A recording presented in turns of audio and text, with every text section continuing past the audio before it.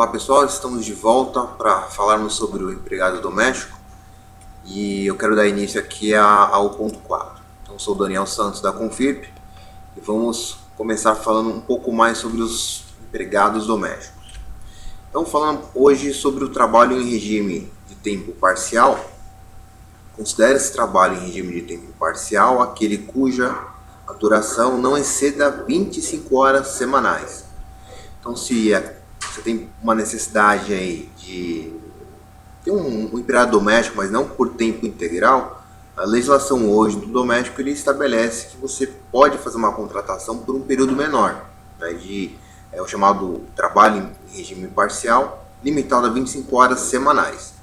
Mas o que isso agrega para você? Isso te dá o benefício de poder pagar o salário proporcional a essa jornada dessa doméstica. Né? Então você pode pegar lá o salário mínimo e fazer o cálculo desse salário de forma proporcional. Né? Então não precisaria pagar um salário integral por uma jornada menor. Né? Então você vai pagar um salário proporcional à quantidade de horas que essa pessoa vai trabalhar. Tá? A duração desse trabalho, sob o regime de tempo parcial, ele poderá ser acrescido de horas suplementares em número não excedente a 1 hora.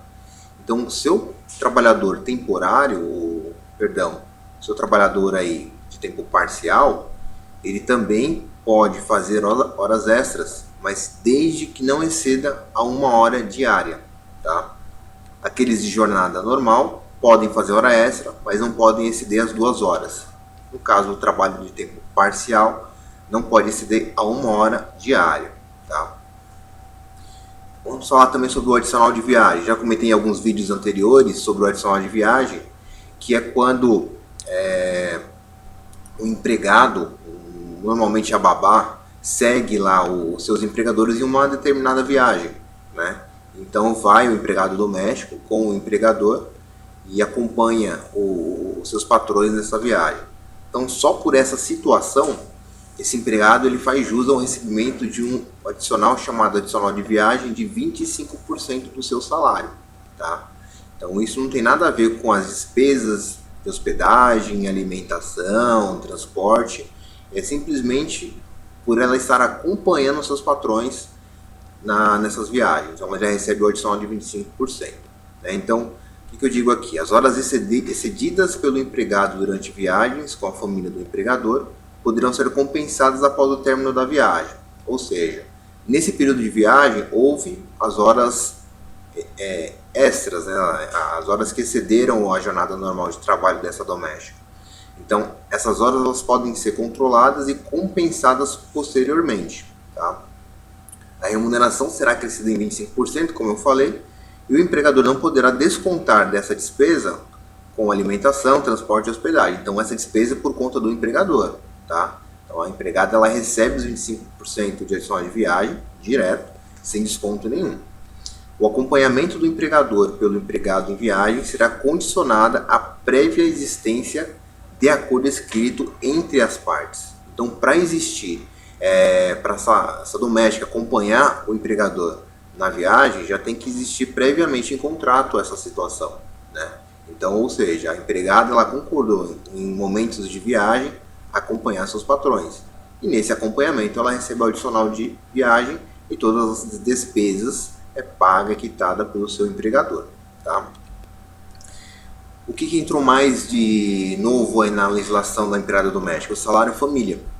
Então a lei também deu direito ao salário família que hoje já existia há muitos anos para o empregado CLT.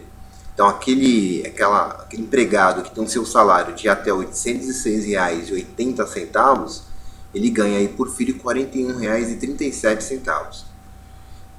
Filhos quem? Filhos até 14 anos. É importante ressaltar que esse filho, para ele fazer jus, ele tem que estar com as suas vacinações em dia e estar matriculado e frequentando a escola.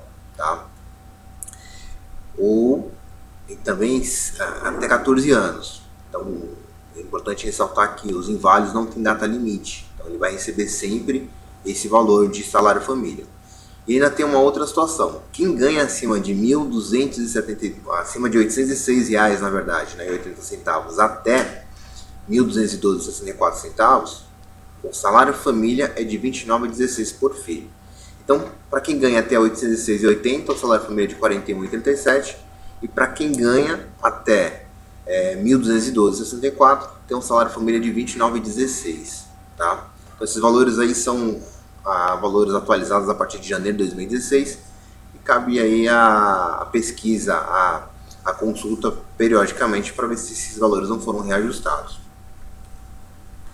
Contrato por prazo determinado. Então, é facultada a contratação por prazo determinado do empregado doméstico. 1. Mediante o contrato de experiência. Então, aquele contrato que você faz de 90 dias com o seu empregado doméstico, ele é um contrato por prazo determinado. Item 2. Para atender necessidades familiares de natureza transitória e para substituição temporária de empregado doméstico, com contrato de trabalho interrompido ou suspenso. No caso do inciso 2 deste artigo, a duração do contrato de trabalho é limitada ao término do evento, que motivou a contratação, obedecido o limite máximo de 2 anos. Então vamos supor que sua doméstica saiu de férias. Então você pode contratar por um período determinado uma outra para cobrir esse período de férias da sua doméstica. Ou não, sua doméstica, você já tem um registro lá habitual com ela teve uma licença maternidade, vai ficar aí afastada por 120 dias da sua residência. Você contrata também uma outra doméstica por um período determinado de 120 dias.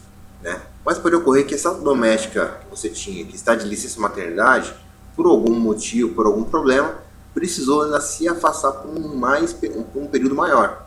Então aí você pode dar com a mesma empregada doméstica, com a mesma substituta, você pode prorrogar o contrato, desde que esse contrato não ultrapasse 2 anos. O importante é que você tenha justificativa para você ter um contrato determinado. Né? Então não é para qualquer motivo. Então você tem que ter uma justificativa. Por que você está contratando um empregado por tempo determinado? Então, você tem que ter toda a documentação, se for por licença médica, tem que ter os atestados médicos da sua doméstica que você efetivamente registrou no início. Se é por férias, tem que ter o recibo de férias. Então, é importante que o empregador tenha essa documentação para que ela seja utilizada para uma futura defesa judicial ou até para atender alguma fiscalização do trabalho que possa existir. Tá? Então, aguarde os nossos próximos vídeos, tá? A proposta é que façamos aí uma apresentação sobre cálculo de rescisão, né? Vamos falar principalmente aí de dispensa e pedido de demissão. Então, peço que aguarde nosso próximo vídeo aí para falarmos um pouco mais sobre isso. Um abraço e até o próximo.